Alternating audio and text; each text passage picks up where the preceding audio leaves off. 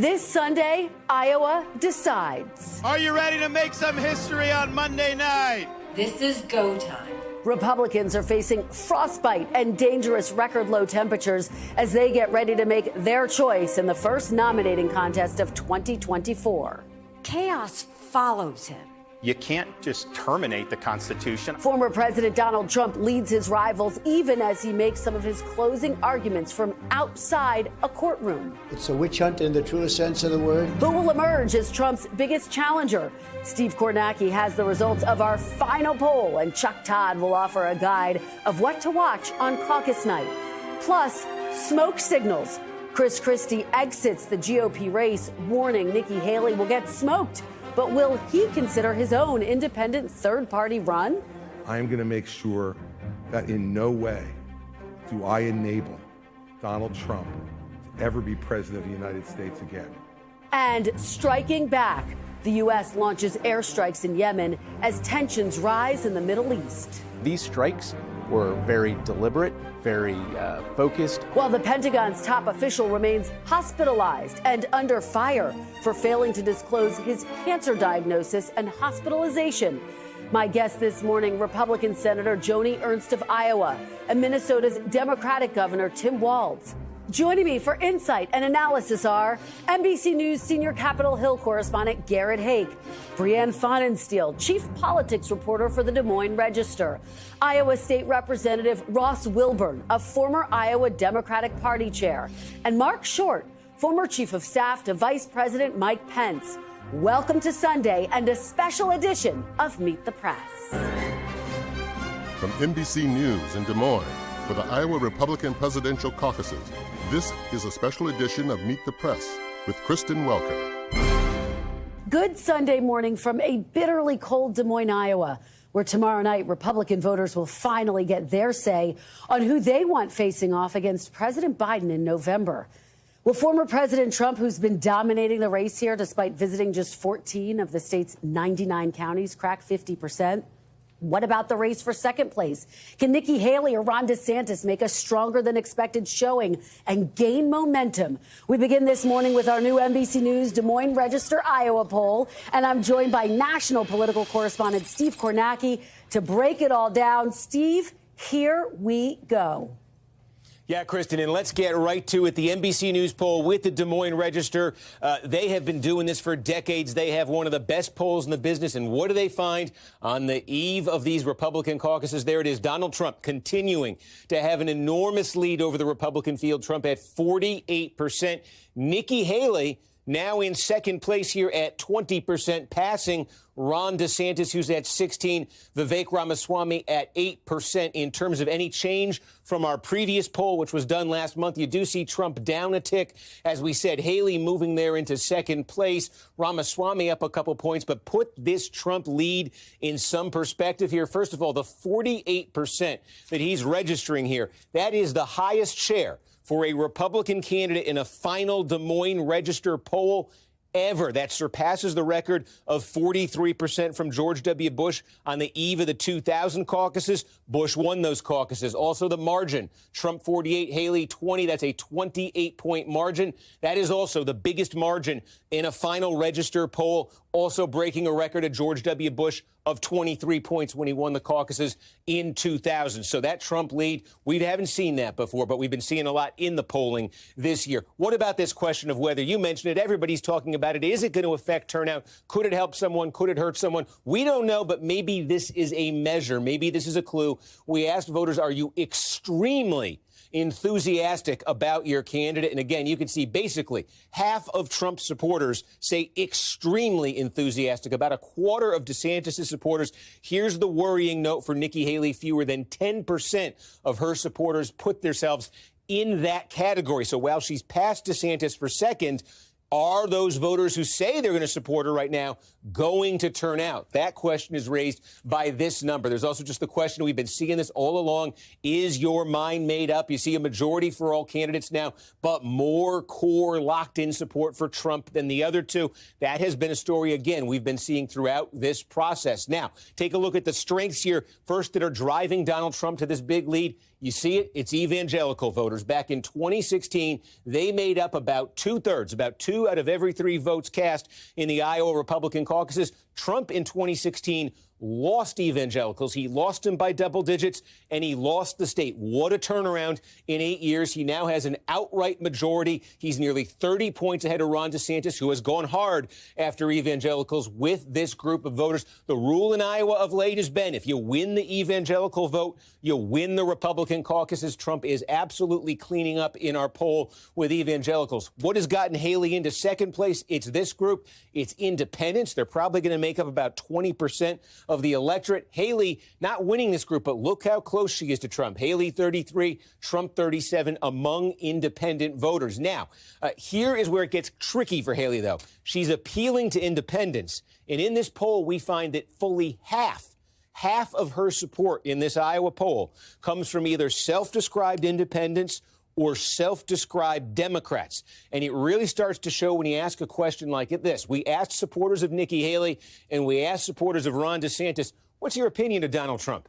And look at this, more than 3 out of 4 Haley voters have a negative view of Donald Trump. She really is consolidating the anti-Trump vote that is out there. And you wonder, is that starting to affect this? This is the basic popularity of each candidate. Trump extremely popular. DeSantis still very popular. Haley, 48-46, favorable, unfavorable. She's become polarizing. A month ago, her favorable rating, nearly 60. Her unfavorable was 31. Favorables come crashing down. Unfavorables gone soaring up for her. You know, it raises that question. Candidates who get associated, we've seen this with Christie, we've seen this with Pence, with anti-Trump forces, with anti-Trump voters, pro-Trump Republicans, and there are a lot of them, tend to turn on them. Is that maybe what we're seeing happen here with Haley supporters? And how about this for a number 2? Again, among Haley supporters, now, they don't like Trump in general. We asked, who would you vote for, Biden or Trump in a general election? This is Nikki Haley supporters in Iowa. 43% say they'd be with Biden, the Democrat. Basically half, a little more than half, 23%, say they'd be with Donald Trump. Again, that speaks to the coalition that Haley seems to be putting together here. And then the final question, the bottom line question, this was asked at the start of the campaign here. Donald Trump, all the legal woes, all of the different trials that are going on here, asking Republicans in Iowa, is it going to hurt him in the general election? Remember, DeSantis got in this race sort of thinking Republicans would think it would. Well, here we go. Eve of the caucuses, basically 3 of 4 Iowa Republican caucus goers say, nope, he can win the race against Joe Biden. Only 23% say that's going to make it awfully tough for Trump. The electability argument. At the beginning of this campaign, we wondered, would it hurt Trump with Republicans? On the eve of the caucuses, doesn't look like it is in Iowa, Kristen. Now we have our answer, right, Steve? Fascinating breakdown of all of those numbers. Thank you so much. And of course, as you say, the big question, will caucus goers turn out in this big chill? We'll have to wait and see. Steve, thank you. You got it. Folks, we can't say it enough. The temperatures here are dangerously low and dropping. Tomorrow is expected to be colder than any previous caucus day on record. Will Iowa Republicans brave the cold and turn out? The candidates have canceled some events, but spent the last 48 hours making their closing arguments. It's going to get even colder, and we're showing up. I mean, Donald Trump, I guess, has phoned it in. He's just going to be hanging out down in Mar-a-Lago. I'm sure it's probably 75 degrees there. Now, Monday, it's going to be cold. Really cold. But what I'm asking you is, if you will take the time to not just go to the polls, take people with you. We have a huge advantage here because the only thing is I just landed in an airplane and it's nasty out there. I just had a poll that just came out as I was leaving. In Iowa, I'm leading by 30 and 35 and 40 points in every poll. They can't find a bad one. Donald Trump, if he's the nominee, the whole election is going to be about legal issues, criminal trials, maybe criminal convictions by then, January 6th, all of that. That plays into the Democrats' hands. Chaos follows him, and we can't be a country in disarray and have a world on fire and go through 4 more years of chaos. We won't survive it. Joining me now is Iowa Republican Senator Joni Ernst, a member of Senate leadership who chairs the Republican Policy Committee and the first female combat veteran elected to serve in the United States Senate. Senator Ernst, welcome back to Meet the Press. Oh, good morning, Kristen. It's great to be with you. It is great to have you. Happy Caucus Eve. We should note that you have not endorsed a candidate. I want to ask you about this lead that former President Trump has. It is nearly 30 points in our latest poll. But of course, the big X factor here is the weather. I have to ask you before we delve into policy issues, do you think these frigid temperatures will help or hurt Donald Trump on caucus night? Well, it's hard to know. Iowans are a hardy people, and there are no snow days when it comes to caucus. So we'll see who turns out tomorrow night. I would say bundle up, wear your Carhartts and your coveralls, your insulated boots, but get out there and support your candidate of choice. But, Kristen, it really is hard to tell who's going to drive out the most voters. But one thing I can say, Iowa being the first in the nation caucus state, we do take this very seriously. Well, I've been out talking to folks, and everyone is saying exactly that point, Senator. I want to ask you about former UN Ambassador Nikki Haley. In our poll, she comes in second place. But if you look at the polls overall, she does best against President Biden in a general election campaign. Former President Trump is tied effectively with President Biden. If Republicans want to win back the White House, is Nikki Haley your best bet? Well, I think she is a great candidate. Again, I'm not endorsing anyone in the Iowa caucuses, but if you look at the issues that are top of mind for Iowa Republicans, they are the economy. They've suffered under President Biden. It is the southern border and the flow of illegal migrants into the United States. But overall, if you look at national security, protecting our borders, and pushing back against our adversaries worldwide, Nikki Haley does have the experience there, and she's really spoke to that, to the Iowa voters. So that may be one of the tipping points that resonate with so many different voters. Well, let me try to get at the question this way. Do you plan to endorse whichever candidate emerges as the winner after the Iowa caucuses? Well, it'll depend. I have gone round and round in my mind. I do think that President Trump is going to win. We see such a large margin, but it's not a foregone conclusion. So we'll see who comes out the winner here in the Iowa caucuses. We'll know that tomorrow night, and then we'll know how to move forward. But one thing we know as Iowa Republicans is that we cannot have Joe Biden in the White House for a second term. So just to be very clear, though, if Donald Trump wins tomorrow night, would you endorse him, Senator? Well, again, I am not going to say that. I need to review the candidates very carefully. We'll see the margin. I guess I am assuming that President Trump wins, but it could be any one of these fantastic candidates. So, again, we'll see who emerges. I've made up my decision on who I will caucus for. It is a private ballot, and I would expect that we'll have a very good turnout. But, again, Kristen, I'm not going to tip my hand to who I might be supporting. All right. Well, has Donald Trump asked for your endorsement, Senator? I have had a request from just about all of the candidates. So again, I'm not endorsing, and we'll keep those discussions private. And you're not ruling out endorsing Donald Trump, though, if he wins or if he wins the nomination? You'll endorse the GOP nominee? I am not. No, I'm not ruling that out at all. But certainly we want to let Iowans make that decision through the weekend and tomorrow night. They'll come together at 7 p.m. here in Iowa. They'll get out in the snow and the cold weather, and then we will go from there starting Tuesday morning.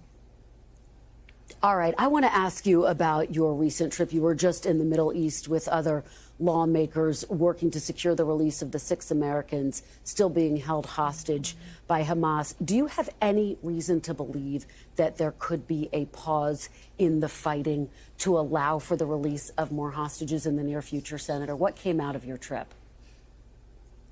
Kristen, I truly hope so. We still have 6 Americans that remain in the hands of Hamas in the Gaza Strip.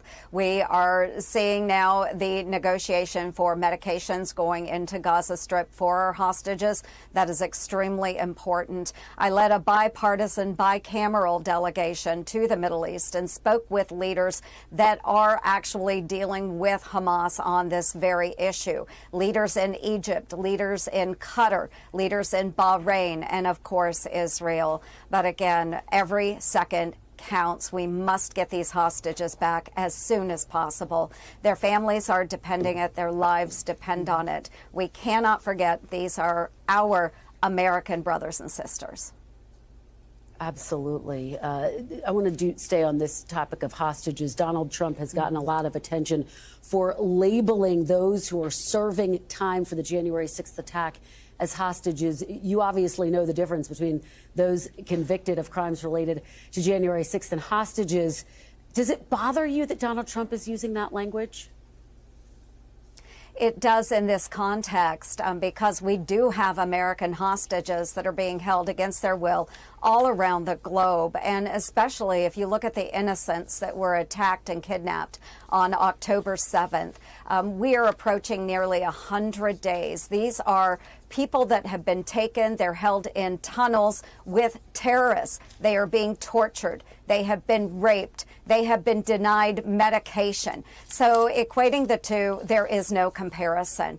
Our Americans that are being held overseas, they are innocent. They were there celebrating the high Jewish holidays and were taken by these horrible terrorists. So there is no equal term. The hostages are hostages. I would certainly asked to speak to any of their families and see the anguish and the pain of not knowing whether their loved ones are alive or dead. There is a very clear difference. And as you know, Mr. Trump is also talking about pardoning some of those who have been convicted. Would you advise him against that? Are you opposed to pardoning those who are serving time for January 6th? I am not opposed to that. That is a president's prerogative. And so if former President Donald Trump is elected as our next president, he does have the right to do that. And I think we all need to reflect on January 6th and understand it was 700 of them have pled guilty to crimes related to storming the Capitol on January 6th. You would support pardoning them? Well, again, I am not saying that I would support pardoning them, but that is a president's prerogative to do so. We have seen many presidents through the years that have pardoned many others. And so if Donald Trump chooses to do that as our next president of the United States, again, that will be his decision. These are people, though, who attacked the building that you were in. You called them insurrectionists at the time. Would you not counsel Mr. Trump against pardoning them? No, I did not call them insurrectionists. I don't remember using that term. I would say that they did break the law. They did break the law. And I am not excusing any of their behavior. But again, that's up to the president. That term was used in an op-ed by you in the Des Moines Register. But let me just do a quick rapid-fire round, if I could, Senator, because we're running out of time. Obviously, this week, the Biden administration ordered strikes against Iranian-backed Houthi targets in Yemen. This all happened while the defense secretary was in the hospital. He signed off on these strikes. And, of course, it came after a delay in him making the president and the American people aware of his medical condition. Do you think he should still be serving as the defense secretary? Well, I do think that there will need to be actions taken as soon as we get all of the information, which hasn't been gathered together for members of Congress. We have seen very little transparency coming from the Department of Defense, and I think it's absolutely inexcusable that our Secretary of Defense was hospitalized unable to perform his duties, and yet no one seemed to know what the heck was going on. This is not a circus, folks, and he is not the director of the Small Business Administration. He is the Secretary of Defense. When we see attacks against American service members overseas, we see the actions in the Red Sea, we see the war in Israel and in Ukraine. We need someone who can be at the helm and be transparent. It also goes to an issue, Kristen, of does the Secretary of Defense actually trust President Joe Biden, that he didn't have the courtesy to call him and let him know what was going on? Is Joe Biden really in control as our commander-in-chief? This begs that question, and we as Congress demand answers. All right, and undoubtedly you will be looking to get those answers. President Biden saying he still has confidence in Secretary Austin. Senator Joni Ernst, thank you for joining us. Really appreciate it. And joining me now is Democratic Governor from Minnesota, Tim Walz, chair of the Democratic Governors Association and a top surrogate for President Biden. Governor Walz, welcome back to Meet the Press. Thanks for having me. Thank you so much for being here on this caucus eve and braving the chilly temperatures. I came south to get warmer. Yeah, right. You're used to chilly temperatures, right? Let's talk about some of the challenges that President Biden faces. One of the big issues is his age. You've been an outspoken defender on this issue. This week, the First Lady went so far as to say it's an asset, but voters aren't buying that. What does the campaign need to do to address this issue? Well, first, there is something to be said about age and wisdom, and I think results matter. Look, I served in Congress for years and watched Infrastructure Week come and go. I've watched Joe Biden deliver on a historic infrastructure act that's building roads and bridges across Minnesota, Iowa, and the rest of the country. And I think it's, as you start to see here, where the choice becomes the binary choice between Donald Trump and disdain for the rule of law and Joe Biden competency on getting things done, that overweighs that. Well, but I guess the question is the campaign taking this issue seriously enough? Do they need to do more? Oh, I think they are. They've got us out here talking about it, and I've spent a lot of time with the president, and he's great. We're talking, we're chatting and all this, and I think, you know, we all get a little older. That's what happens, but you also gain that insight, and I think when it comes to these issues, working across the aisle to get things done, you see the president just doing this with dignity, doing it with class, getting up every day, doing the work. So I think he's just doing what he does, and I think it's like kind of incumbent upon all of us. Look, my mom's 88, still living on the farm, drives herself. Folks are able to do this, so I think this little bit of ageism that goes to this, if it's not that, would be something else. They attack all of us on something. This is part of it. Former Obama advisor David Axelrod is worried that Democrats aren't taking the warning signs seriously enough. He says dismissing Biden's challenges is deeply unhelpful and that the concerns are real. Do you think the campaign runs the risk of ignoring President Biden's vulnerabilities? This is going to be a close election. Nobody's denying that. All modern presidential elections are close. We're focusing on the assets of things that get done. Each of us has some of these challenges, but no, they're taking it very seriously. We're getting out there. I think the way they take it seriously, they're continuing to put out incredible policies. For example, the school nutrition program that'll extend into the summer is incredible. And we see 15 governors, including this state, turn that down, and we've got hungry children. The Biden-Harris administration's still working those policies. So, no, I hear David's concerns on this. Nobody thinks this is going to be easy. Nobody thinks this is going to be anything but close, but we're focusing on the things as we move towards November. It's still pretty early here. I want to talk about one of the other big issues looming over the campaign, the issue of migrants. Muslim leaders in your state, one of several states, are calling to abandon Biden over his handling of what we are seeing in the Middle East. Illinois Governor J.B. Pritzker wrote this, quote, unfortunately, the welcome and aid Illinois has been providing to these asylum seekers has not been matched with support by the federal government. The federal government's lack of intervention and coordination at the border has created an untenable situation for Illinois. Has the president been focused enough on these issues, do you think? Look, the immigration system is broken. I served in Congress for 12 years. I was there. Remember the Gang of Six in 2018. The fact of the matter is, on day one of this presidency, Joe Biden put out a comprehensive plan on immigration reform. He's continued to ask for the resources necessary. Republicans don't want to fix this. Chaos is this. Ex-President Trump talks about he wants the economy to fail on this. This is just an issue they use at this time of the year. But there's no doubt the system is broken. We need to have comprehensive immigration reform. Look, these are asylum seekers, experiencing trauma in their own countries. And we need workers right here in Iowa and Minnesota, especially in protein processing, some of those things. We need to do that. Congress, especially the House Republican Chaos Caucus, is doing nothing about it. Yeah, and I should clarify, I combine the Middle East and migrants because we are going to get to the Middle East in just one moment. But look, Governor Pritzker is saying that this is effectively an urgent situation. He is pleading for help and that it's not getting there quickly enough. Why hasn't there been The executive more action? branch does not appropriate. Look, we know Congress could do this. We saw it in 18 when we got close. They didn't want to do it because they thought it would be an election issue. We hear the migrant caravan every time this type of year. These are not serious people. They're not seriously trying. So it doesn't, two things are true here. The system is broken and we need the help. Secondly is it's Congress's responsibility. Do you think it's a crisis what's happening at the border? Well, I think it could be fixed. I think crisis is, we certainly have these. I don't want people living outside Minnesota right now. I think there's the humanity piece of this, and then there's the right that every sovereign nation has the right to control its borders, as we should. More could be done, but they're doing nothing. Congress is doing nothing. The president is asking for more aid for Border Patrol, not getting it. But do you think the border's secure?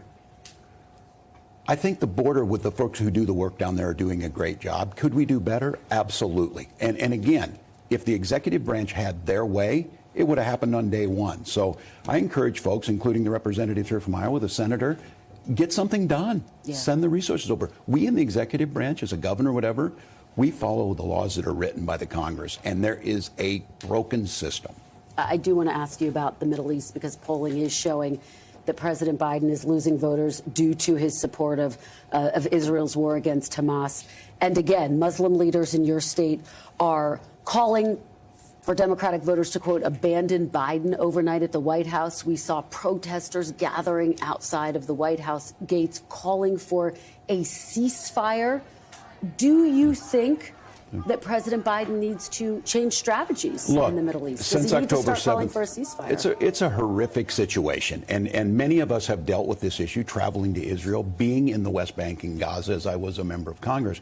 But the president has to handle this as commander-in-chief. He doesn't get to set back and second-guess on this. He's making sure that certainly Israel's an ally, but he's showing incredible concern for the Palestinian people, being very clear that Hamas is not a good actor in this. The Palestinian Authority has to figure that out. As far as folks expressing their opinions, I understand their frustration. They have family members there. But the question I would ask is abandoning President Biden means a Muslim ban. If you think, just be very clear, whether it's President Trump or any of these other folks, it's the same, different flavor of the same mega Kool-Aid, they're going to do nothing for this community. They're going to do nothing to try and work for a two-state solution. They're going to do nothing to provide humanitarian aid. Their battle cry is not one penny for anywhere else. Look, they're abandoning Ukraine.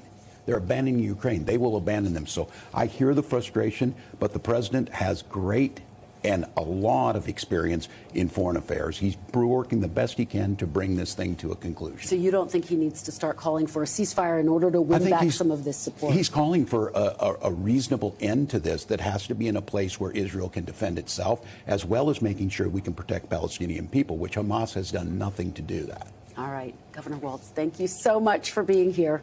Stay really warm. Appreciate it. You too. Thank you. When we come back, Chuck Todd is here with us in Iowa with what he will be watching for on caucus night. Stay with us.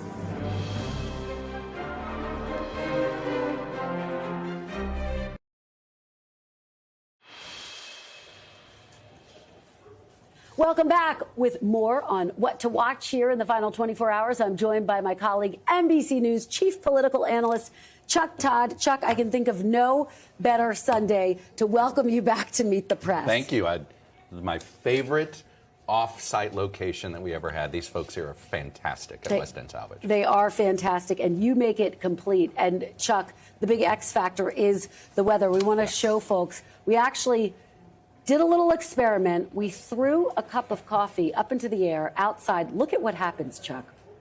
I love it. My daughter, who's majoring in meteorology, she's going to have a lot of fun with this. She Weather sure experiments. Will. Exactly. Here at Meet the Press. I love it. Exactly. I mean, it just speaks to how frigid, dangerously cold temperatures. So the question is always about turnout. Right. But that adds a new element. What are you going to be watching for tomorrow night in addition to the weather? Well, but that's the point here. It almost is the entire ball game, Right. the turnout, because the smaller the turnout, that's when weird things happen here. Yes. Rick Santorum didn't win in a large turnout, those sorts of things. And Donald Trump has benefited from big turnouts. He really, when we've had the higher the turnout has been in general election, the better more Trump voters have come. So, And is there a complacency issue that Trump has to worry about? So this is a question where weather has suddenly become the entire ballgame. It should be a real advantage to Ron DeSantis. Here's the guy that has been building an organization longer than any other campaign. He's got the governor on his side, who's got a built-in organization. This is why you build an organization, is when the weather drops unexpectedly. Are you going to get your people out, right? So in theory, this is all actually, I think, setting up really well right now for Ron DeSantis. Let's talk about that race for second place. Explain to people, because we've been talking about it for days. Second place is important. But for Ron DeSantis, it really is important. Nikki Haley has edged him out in our poll. But if you look at the enthusiasm numbers, only 9% of her voters say they're enthusiastic about going out to support her. I mean, what does that mean? The only good news in our poll for Nikki Haley is the fact that she's sitting in second. Every other part of it, when you look at the internals of this is not a candidacy that's on the rise. This looks like a candidacy that is sort of peaked a week too soon. You know, she had everything fell into place for her. And then all of a sudden it imploded and fell into place on the same day, right? Christie gets out, but then sort of steps on her candidacy. She gets a one-on-one with DeSantis, but she doesn't do so hot, and DeSantis seems to have the better one here. So look, I think second place only matters if Donald Trump's under 50. This is the most Republican electorate you're going to have. And if you can hold the front runner and former president under 50 in this electorate, which is as friendly of electorate as he's going to have, you can do it here, then you can make the case, hey, half the party would like to see this go on. But if he's over 50, I don't know how relevant second place is anymore. Second place only looks as good as how many percentage points under 50 Trump is. If he's over 50, I don't want to overstate this. I mean, is that close to a game over when you think about, I mean, well, if you're Donald Trump, New Hampshire with a lot of momentum. If you're Donald Trump, the result you want is you're over 50 and Ron DeSantis is in second. Because then it really sort of takes the wind out of the sails of Haley. It means there won't be a consolidation. It means both of them move on to New Hampshire. You know, Ron DeSantis' campaign, they seem to be flirting with skipping New Hampshire, right? They put out the announcement saying, hey, we're going to South Carolina first. And then in that same advisory, that same day, they're also going to New Hampshire, right? They're not sure what they're going to do. And that in itself already is a victory for Trump.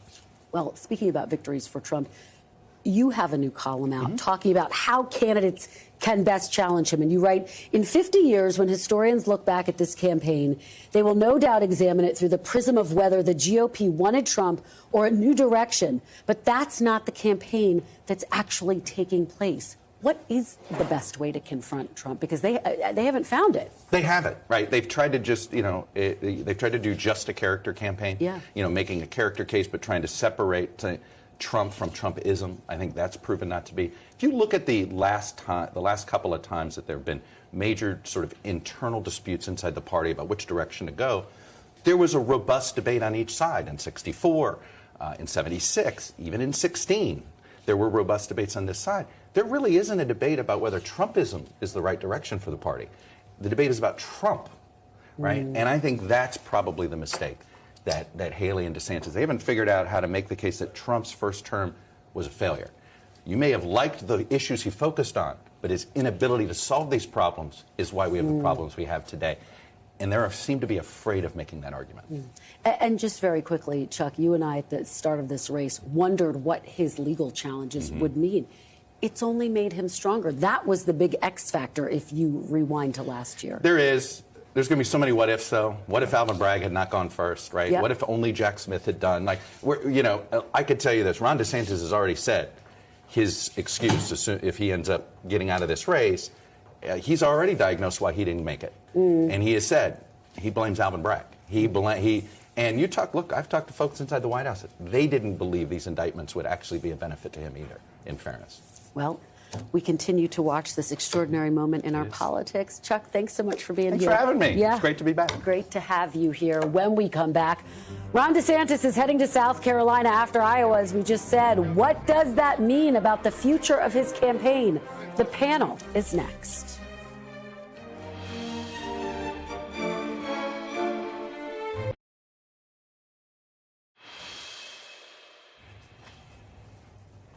Welcome back. The panel is here. NBC News senior Capitol Hill correspondent Garrett Haake, Brianne Pfannenstiel, chief politics reporter for the Des Moines Register, Iowa Democratic State Representative Ross Wilburn, a former chair of the Iowa Democratic Party, and Marc Short, former chief of staff to Vice President Mike Pence. Happy Caucus Eve to all of you. Thank you for being here. Good to be here. Yeah, it's great to have all of you. Garrett, let me start with you. You've been on the ground for days. You've been covering this race from the very beginning. Obviously, Trump has solidified his lead heading into caucus night. What are the key things that you're going to be looking for? Yeah, it's not just the ground that's frozen solid here. To a certain degree, it has been this race. And it's been like that from the jump. I mean, Trump has had the lead for a very long time here. I think the combination of the durability of that lead and the weather has kind of stalled out what we normally see as the final sprint to the finish here. You don't see candidates pouring money into the caucuses right now. You don't see people adding campaign events. It's not practical, and it's not going to make a difference. And I think we shouldn't lose the forest for the trees here, right? The story about the second place fight is interesting, but if Donald Trump doubles up the record here in this state after having been impeached and criminally charged in 4 different jurisdictions since the last time he was on a ballot, the durability that he has in this primary, and we can talk about everything that happens after that down the line, is something that I think the Republican Party is starting to grapple with, and all of us need to grapple with. That sort of, this is really where we are in this race right now. Yeah. Brianne, do you think that we will see an historic night?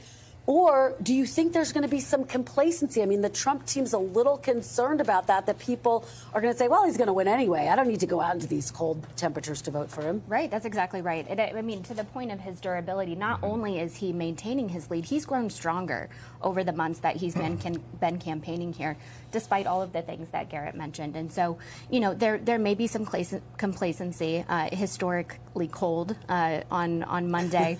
But, you know, Donald Trump has been fighting this. He's been going to his Commit to Caucus rallies. He's been telling people, I need you to show up. The biggest threat to my win is if you guys stay home. Yeah. Marc, we got this news that Governor DeSantis is heading to South Carolina right after Iowa. What do you make of that? What do you make of this fight for second place as someone who has been in this battle? Well, look, I think that this race has actually been frozen in place for quite some time. I think Trump's lead has been 20 to 30 points for a long time. I don't make as much about whether DeSantis goes to South Carolina or New Hampshire next. I think the reality is he has to have a strong showing here because he doesn't have the same operation in New Hampshire or South Carolina.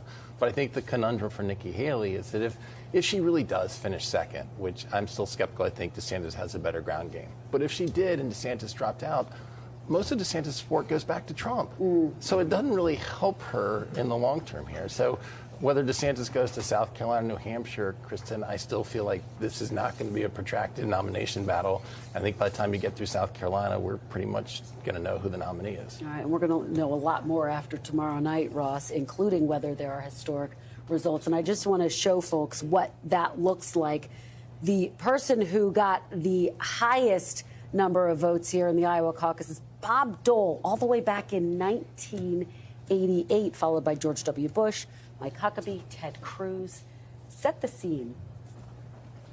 You know, we have to put history aside. It's a different time, and the margins really aren't going to provide much insight.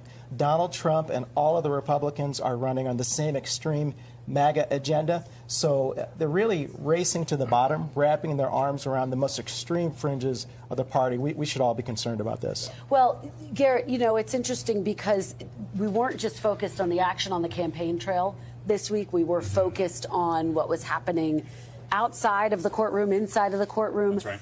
Donald Trump at his civil trial in New York, turning this into another campaign opportunity. Yeah, it's interesting. If I go back far enough in my notebook, I can find Trump advisors who were worried months and months ago that the legal problems that he had would become campaign trail problems later, even if just for scheduling purposes. But the Trump campaign has basically weaponized Donald Trump's legal problems and turned them into campaign opportunities. He gives the exact same message in courtrooms as he's doing on the stump here. This idea that he is somehow being unfairly targeted by the Justice Department or by DAs, what have you, comes out of the mouth of his supporters everywhere you go. So they've tried to turn it into an asset. Again, At a primary versus a general election, whole different conversation. It sure is. Brianne, is anyone talking about the president's legal issues here in Iowa? What's the reality on the ground? Right, only to the extent that they are ready to move past them. They feel that he's being unfairly persecuted. You know, you go to these campaign events, and I talked to a woman yesterday who described herself as a Donald Trump groupie.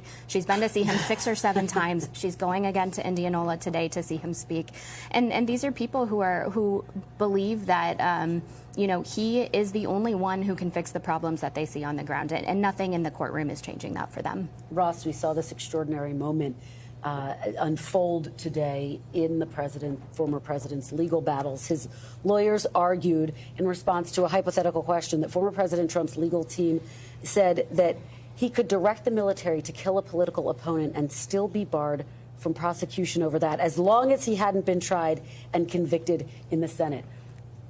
Do you think Democrats are going to start to use these legal issues against him? Because so far, President Biden's been pretty hands-off. This is shameful, and it's frightening. We all should be concerned. But do you think Democrats are going to start talking about this? Should they? Look, this election is about choices, and people are looking at whether we're going to unify behind the accomplishments of President Biden and Vice President Harris. You know, this is anti-American. We need to be focused about table issues, protecting Medicare, protecting Social Security, securing abortion rights, those table meat and potato issues that affect Iowans and Americans. This is the playbook for America, this election. Marc, final. Well, I mean, there's an irony in the former president saying that the executive privilege protects him from any prosecution, yet he also says on day one he's going to prosecute Joe Biden. I mean, there's an enormous inconsistency there. But I think that the problem for the table book issues that Ross raises, I think that Joe Biden has failed on all of them, whether or not it's the inflation, the border crisis, war in the Middle East, war in Eastern Europe. And so those table issues actually drive people back to Donald Trump, despite the legal challenges. All right, well, we will see what happens tomorrow night. Stay with us. We have more of our panel. But first, when we come back, why miracles can come true here in Iowa. Our Meet the Press Minute is next.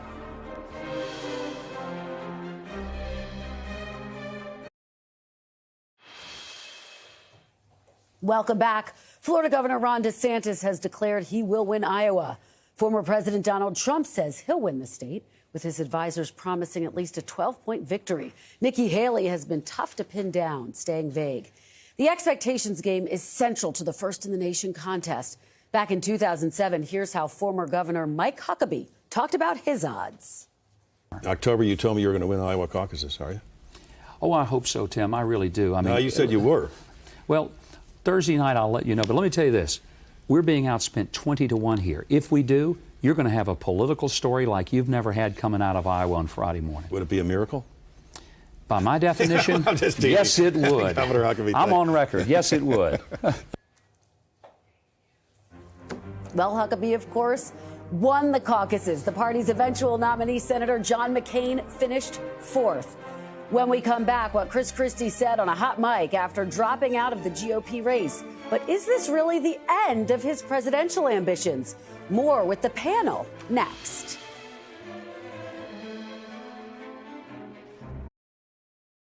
And she's going to get smoked. And you and I both know it. She's not up to this. She hasn't even been. And she's still 20 points behind Trump in New Hampshire, right? Yeah. Oh, yeah. And he's still going to carry Iowa, right? Yes. Oh, I talked to DeSantis called me, petrified that I would. He's probably getting out after Iowa. Well, welcome back. That, of course, was former Republican Governor Christie of New Jersey, called on a hot mic minutes before announcing he was dropping out of the presidential race. The panel is still here with me. Marc, take it away. Those moments are always so revealing, but also now speculation. Could he potentially be eyeing a third-party run?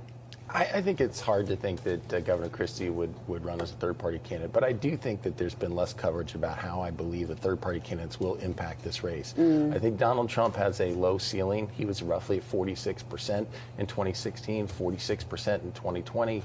If you take the anti-Trump vote and divide it among multiple candidates, it really hurts Biden and helps Donald Trump. And so Donald Trump campaign must hope there are multiple third-party candidates in this race. And I think in a head-to-head, you probably think Biden has the advantage. If it's a multi-candidate race, I think it's anyone's game. Ross, weigh in on that, because obviously Senator Manchin got a lot of attention this week. He was in New Hampshire at the Politics and Eggs breakfast. He says he'll make a decision in the next several months. How concerned are Democrats about what Marc is talking about, a third-party candidate? Regardless of this election is about choices, and Democrats unifying behind President Biden, Vice President Harris, the successes in terms of providing billions of dollars in infrastructure, clean energy, those meat potato issues to the table. That's what people are going to have to decide. This is about disarray in the Republican Party, and this caucus process is pushing them to race to the bottom. But do you think a third-party candidate, as Marc is saying, takes away from President Biden's support? It really hasn't been significant, and this is Iowa. We're starting. They are laying the blueprint for how things proceed forward, and time will tell. But it hasn't. It didn't work for Ross Perot. It's not going to work this time. Yeah, I mean, third-party candidates, Garrett, don't historically have any luck in general. Well, that's true, right? They can help you lose. They don't necessarily win on their own. No. That's right. So let's talk about President Biden. I mean, he is facing a real commander-in-chief moment. Here this week, he ordered these strikes against Iranian-backed Houthi targets in Yemen. We're talking about the scrutiny over his handling of the Middle East. There's the war in Ukraine. This is a commander-in-chief moment while he's in the fight of his political life, Garrett. Right. And this is the double-edged sword of incumbency, right? Nobody has to imagine what you would do as leader of the free world, but nobody gets to imagine what they want you to do as leader of the free world. And he's been in this moment really since October 7th. You've seen support for President Biden go up among Jewish American voters in some ways. They appreciate the way that he has handled that war. But you've also seen a very vocal element of his base be extremely outspoken about the death in Gaza and whether or not he and Americans are somehow more responsible for that. The Biden campaign, I think, broadly believes that they can bring those people back into the tent with their favorite aphorism about choosing between the almighty and the alternative. Donald Trump's not going to treat Gazans any better than Joe Biden might, but he is very much in the spotlight on this issue. I think if you gave Joe Biden truth serum, he'd say probably being in the spotlight on foreign affairs is something he'd be perfectly comfortable with down the stretch. But it is a very bright spotlight that only the commander-in-chief faces. It is, and Brianne, I mean, how much focus is there on President Biden, that commander-in-chief moment that he's having right now, particularly as we wait to see if there is a third-party candidate? Right. I think Iowans are absolutely paying attention. We saw the conversation here in the caucuses shift toward foreign affairs as all of this is happening. And you watch what Joe Biden is doing right now while all of these Republicans are campaigning, while Donald Trump is in the courtroom. He's in New Hampshire. He's going back to his original campaign message, which is this is about the sake of democracy. And so you really see him kind of calling back to those original messages that helped him win over Donald Trump. Okay. Marc, final point? I think that the problem with Joe Biden's campaign so far is he hasn't been talking about the table issues. He's been talking about January 6th, and I think that a lot of voters have already factored that in. And I do think that if there are multiple candidates, it's going to benefit Donald Trump a lot. You have about 5 seconds. Let's go. Joe Biden is the president. He's leading. They're all trying to be president. This is a moment for our president to show leadership and bringing the world together. All right. Thank you all for being here on the eve of the caucuses. We really appreciate a great conversation.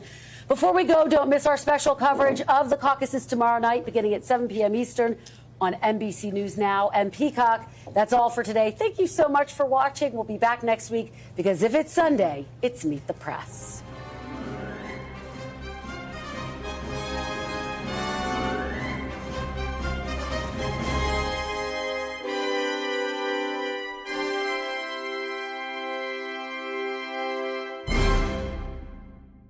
Thanks for watching. Stay updated about breaking news and top stories on the NBC News app or follow us on social media.